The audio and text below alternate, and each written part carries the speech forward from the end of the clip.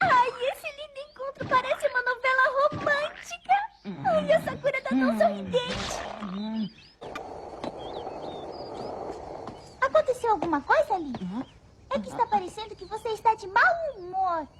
Acontece que Lee acaba de se encontrar com um grande problema e tá sofrendo. O quê? Parece que o rival desafiador apareceu. Eu acho melhor você atrasar sua volta pra Hong Kong, não é? Eu já disse que não é isso. Puxa vida, Choran, como está gostoso aqui. É verdade, o país onde Alice vivia é a linda Inglaterra.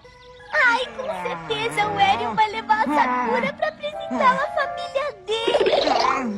E quando uma garota é apresentada à família de um garoto, significa... Isso tá ficando tão emocionante.